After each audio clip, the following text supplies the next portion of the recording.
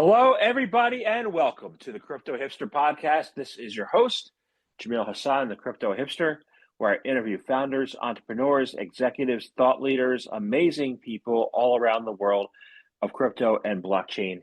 And today I have another amazing guest. I have I shouldn't ask him his title. I think it's CEO and founder. He'll correct me if I'm wrong. His name is Barna Kiss. He is the founder CEO of Malda. Barna, welcome to the show. Pleasure to be here. Thank you for having me. You're very welcome. You're very welcome. So let me kick things off and I'll ask you first, what is your background and is it a logical background for what you're doing now? I'm not one to judge what is logical or not, right? My background, I actually have like a business background. I studied business management back in university, but I started migrating towards technology during my master's. So I was very interested in back then machine learning. I already wrote my thesis doing machine learning models. It was actually exploring finding companies for venture capital investment, which was very interesting. And I think that started my transition towards technology and Web3. So after university, I started working in the blockchain industry. I first started off with working in layer 1 blockchains, ecosystem development, and decentralized storage spaces before I started with my co-founders Mandy Finance, which is the predecessor of a company for Malda. It was a decentralized lending protocol, a more simple implementation that we have launched on the Linea blockchain. It's a zero knowledge rollup, layer 2 on the Ethereum ecosystem. And then we started looking at more difficult problems to solve in the space. The reason we deployed already on the ZK rollup was our interest in zero knowledge technology. Although back then we didn't do anything with it, but at least we wanted to be close, to have more exposure. And that started off our journey where we saw that in this multi-rollup ecosystem that Ethereum is pushing for with the scaling, liquidity fragmentation is a large problem, and it's an especially large problem for lending protocols. I would also say it's a large problem for decentralized exchanges because the quality of the service is fully determined by the depths of the liquidity. If we want to onboard new users into the Ethereum ecosystem, the quality of the service needs to be the same, universal across all of these rollups, which enables and unlocks huge economic growth potential that is right now untapped, because you can access the liquidity on the different rollups in a rather permissionless and fast manner. But currently, you would need to rely on the native bridges to do it securely. It's not abstracted away. So for the end users, it's inconvenient. And that prevents investment in the ecosystem. And that is, I think it's correlating why Ethereum was not showing as much economic growth as competing ecosystems like Solana. So what are you looking to solve at Malda? And also, what is a decentralized clearinghouse and how does that work? Yeah. So what we are looking to solve is to create the first seamless multi-rollup DeFi protocol that solves liquidity fragmentation. The reason we want to solve that is to remove these barriers and enable capital flow across all of the different rollups. Malda at its heart, it's a lending protocol. It's still a DeFi lending protocol at its heart, but it also serves the role of a decentralized clearinghouse because capital can very easily flow from one rollup to another. So underlying how it works, we are using zero knowledge proofs for trustless interop. So we know what is happening on another chain in a fully trustless verified manner. And based on that, users can interact with the same depths of liquidity. This is underpinned by the protocol acting as a rebalancer of liquidity to serve the orders. That means that the full global liquidity is available for the users to borrow or to withdraw.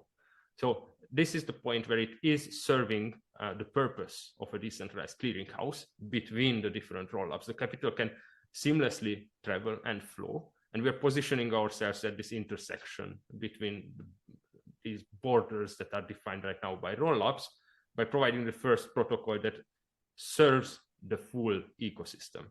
And the clearinghouse happens because we are not charging any fees right now for the users if they elect to deposit on one chain and then withdraw on another. In the future, if the order size and as we grow, it makes it necessary to start charging fees for those that are using the protocol as just like a bridge.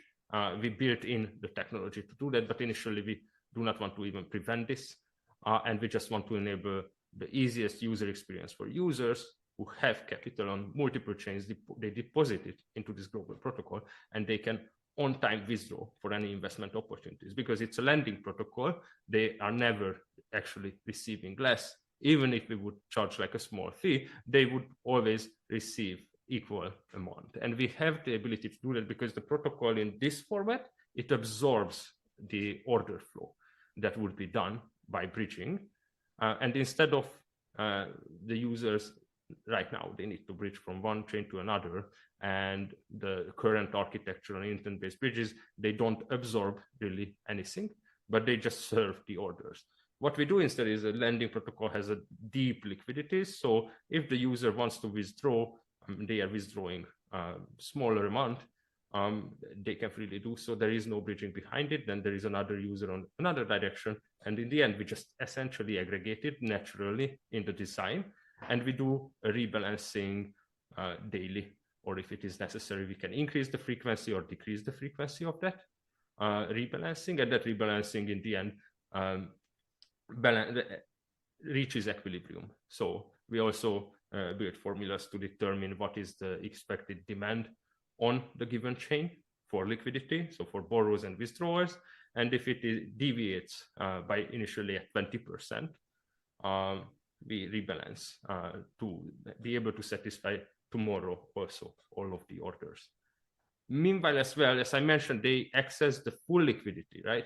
So we maintain the capability to on-demand rebalance. This is not fully built in yet for launch in a dynamic way, but it will be built in a dynamic way. So if someone wants to borrow, let's say there is 100 million USDC in the protocol as it grows total on the multiple rollups, and we use the rollups underlying to securely store these, they would essentially submit an order where they say, I want to borrow all of this 100 million.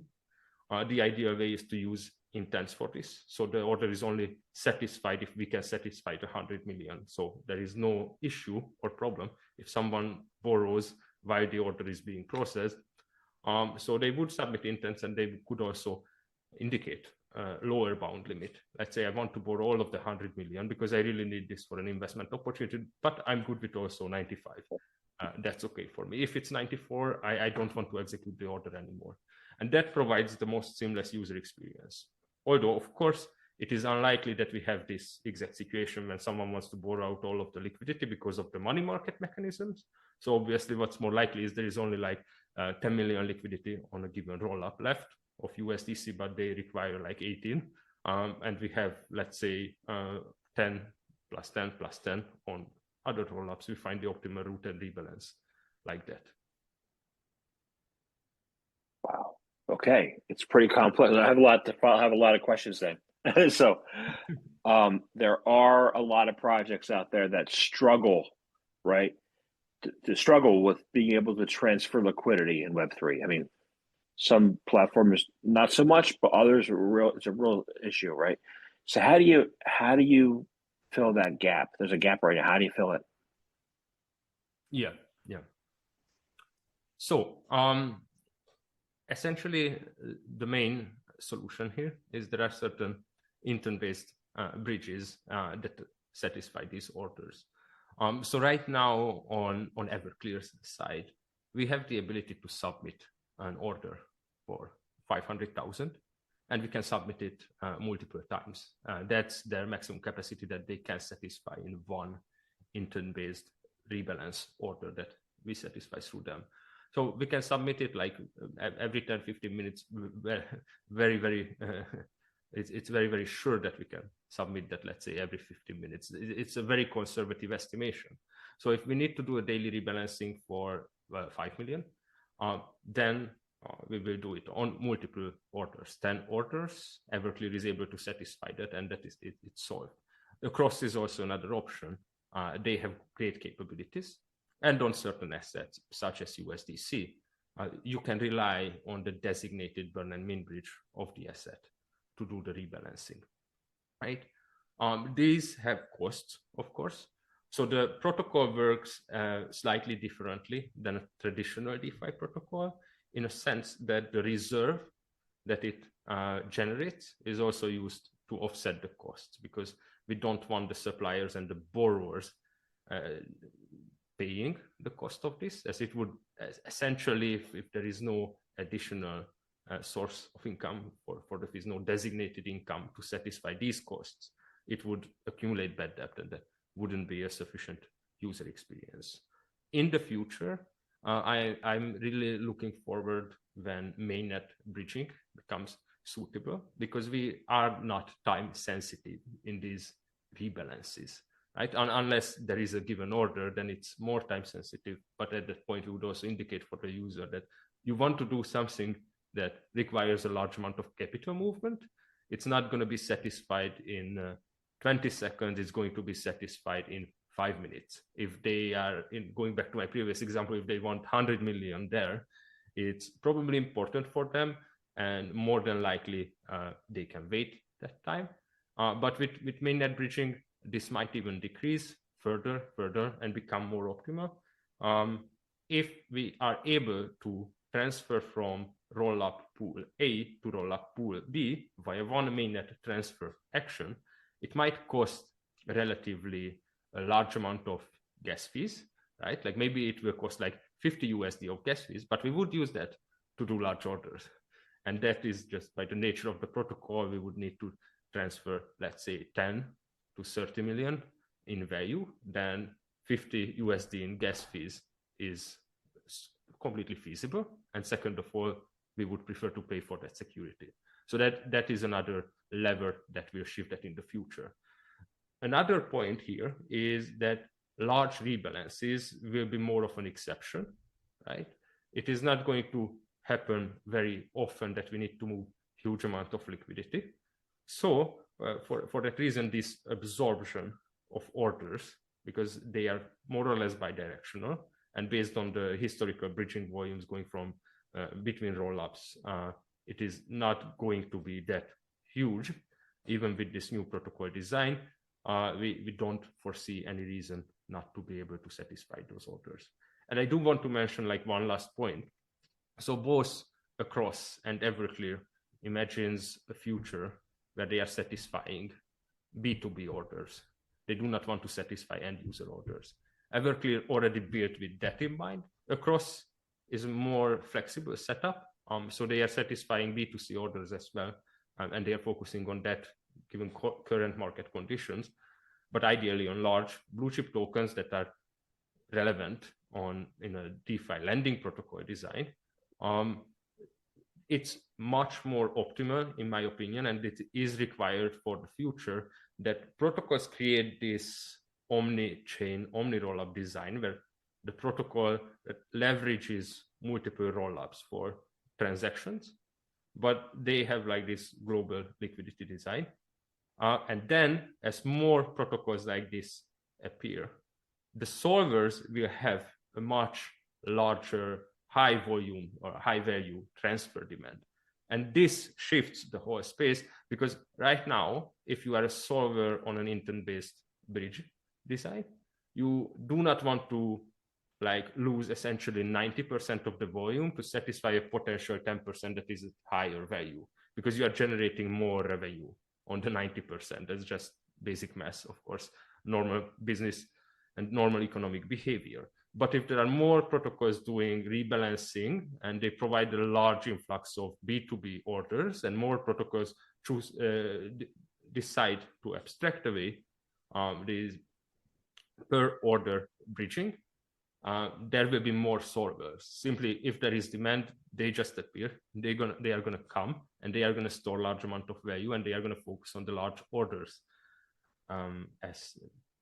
Simply, then that will be more revenue, right? And it can also happen that 50 or 70% of the orders will be only like large value transfers for whales who are able to satisfy that. I'm wondering. You said a couple things. You said there's mainnet bridging, and you said omni bridging, and then I used to think that all DeFi and liquidity pools were in their own silos, right? But what you're mentioning is that there's unified liquidity protocols, right? What's been the role of unified liquidity protocols in the evolution of DeFi, and where do you see it headed going forward? Yeah. So just to also like state this for the audience as well, there are very few protocols that interact or that serve liquidity, like that are currently doing unified liquidity. I think the first proposal came like last year on ETH research about unified liquidity design that was fully using shared sequencers. Just to go back a bit in history, last year, around this time in February. So it's pretty new concept. But essentially, unified liquidity protocols will be the dominant force in the future. And that requires to solve interop within the Ethereum ecosystem, potentially outside of it. I think the major unlock here is zero knowledge proofs. But before we jump into that, I just want to explain the other concept which relies on shared sequencers or super builders that leverages that atomic transactions can be made between two rollups if the shared sequencer or if the sequencers use a super builder within, both drop the transactions and make it atomic if it is failing on one or the other rollup. So instead of that, we decided to go with zero knowledge proofs because we do not want to rely on a shared sequencer implementation. We already see that there are some advancement towards that, but it's also fragmented, right? Like you have the super chain, they want to do their own shared sequencing, potentially other ecosystems as well. But we just simply don't see the business perspective in that because you are, again, just limiting yourself on some level. And what we realized when we started building is that we can use zero knowledge proofs and we can create a design where we have a host chain and an extension chain. The host chain is on Linea.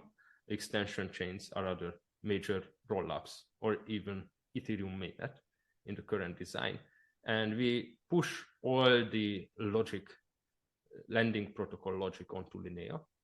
And on an extension chain, essentially the zero knowledge proof serves as a trustless messaging layer. So a user initiates a transaction, a deposit transaction, and that deposit transaction is, let's say, it's initiated on Base. Via that transaction, we generate a zero knowledge proof on the state change and deliver that to Linea. And there we have implemented a new function, which is the minting from extension. And that transaction appends the ledger without the funds being there. So it's this engineering design where our host chain calculates the full liquidity behind the protocol with the funds that are deposited on an extension chain. So then you essentially have a design where the liquidity is global and it is calculated, the interest rate is calculated, the user balances are calculated, everything is calculated on this global state. And at that point, the last part that you need to solve is to rebalance, which we discussed previously on how we are able to do that at scale. So the point of these protocols is that they are positioning themselves at this intersect of rollups. There will be always some opportunities here, some opportunities there, as you have like some designs and some protocols or some payment systems that are going to limit themselves to one rollup for more efficiency and harder finality. So if a protocol is positioned like this, it is going to capture like a large amount of this, let's say, cross-border type of transactions. As a user, we'll not need to think about like, am I depositing in this siloed deployment of a traditional or legacy lending protocol on rollup A, or rollup B, because if I need to move funds, it's not going to be quick, it's not going to be easy. But on the other hand, if they deposit in us, like the capital flow is very seamless. And I think the reason that these protocols will become very valuable and will be at the forefront on DeFi is that the Ethereum ecosystem really demands them. And we really need them because imagine you are trying to onboard someone new to Web3 or relatively new to Web3. And I have like some friends who are like this. They have already started investing in tokens, in centralized exchanges, and now they are playing around a bit with DeFi. So like the first problem is that they come back to me when they decided they want to buy a certain meme coin to try it out. That my funds ended up here, but it's here. Like, what do I do? And then I need to explain. Okay, then you need to bridge, and then the first answer is you need to solve this to onboard the new users. Like, how are you going to make like DeFi and Web3 a reality? So that's a major reason. Very advanced users and very experienced users can navigate DeFi and Web3 like this. Non-experienced users have no chance. So a protocol where they actually deposit into the Ethereum ecosystem, they earn interest rate from the borrows that are happening on rollup A, on rollup B, borrows that are happening on mainnet. It's just inherently a better UX for them. And they will only realize that there are rollups when they are borrowing or withdrawing for a certain opportunity, right? But if they are directly borrowing, for example, for something that they want to invest or spend on in real life, they don't even need to, again, touch the rollups. You can solve that and offset that with direct integration with an off-ramp, right, where they just receive the funds on their traditional bank account and can continue from there. Or if they just want to spend, you can integrate with DeFi debit card providers, where they can just spend via the debit card straight from the protocol balances. And I do want to loop back for 1 second for traditional users. So it solves also a large pain point for traditional users. I don't know if you have found yourself ever in a situation like this where you found an investment opportunity that you wanted to put money into, but it was on a specific chain and you didn't have funds there. And then you had to figure out which bridge to use. Okay, how do I bridge my assets? Is this bridge available there? Is it secure, right? Oh no, the investment opportunity is gone, right? So with this design, we have the lowest commitment for deposits because you know that you can use the funds on multiple destinations. Interesting you said that, talking about meme coins, right, with your friends. Yeah. The window of opportunity really in the meme coins is like the first 5 to 10 minutes. That's when the people who went in make the money. Everybody else ends up losing, right? So how can you help your friends, like, if they don't have any Sol, Lana, and want to buy, a meme coin and only have money in Ethereum? How can you help them like be able to do that so that they can be in the first 5 minutes? Yeah, I mean, I obviously don't encourage them to go into that. It's they are like, they are at the first steps of their DeFi experience, so to say. So going into meme coins is maybe not the wisest decision until they can understand the mechanisms behind it. And as you said, the window of opportunities is very low. But obviously we won't have Solana integrated at start. So let's flip it around to a more Ethereum ecosystem example. Let's say that if they want to have funds on Base, and if they decide to store the funds in Malda directly. So when an investment opportunity, a meme coin arises on Base, they can simply initiate a withdrawal transaction. And that withdrawal transaction, it right now goes through in 20 seconds. It's not instant yet. It's gonna accelerate. So at this relevant example, we are bottlenecked by proving time behind the zero knowledge proofs. It is accelerating by a lot. So I expect that we will be in the seconds potentially by the end of the year. So sub 10 seconds, which is already very, very quick. And then I'm like hoping with real-time proving of the blocks, if that becomes a reality, that accelerates it even further. But I don't want to also overpromise on that. Right now we are at 20 seconds. It was a lot of engineering to get there, but that falls in very nicely with that 5-10 minute window that you mentioned. So an investment opportunity on base you will never miss. 20 seconds is good compared to wires, which take 3 to 5 days. So, At that point, we are going into like how much untapped potential DeFi has that we haven't leveraged for Web2 users, which is another favorite topic of mine. Yeah, so let's talk about that. That requires trust. And people have to trust their money is going to be there, but they also have to trust, roles of security, transparency, other things you mentioned. Why is that building trust important, and for Web2 to get into Web3? Yeah. Very, very, very good point. And we take that very seriously. So I just want to highlight that we have finished and we are soon going to publish before we launch our audit report, and we are going to open source our repo for anyone to verify. And we decided to go with Veridice. For people who don't know who Veridice is, the reason we went with them is that we are leveraging the risk zero technology stack to build our zero knowledge proofs.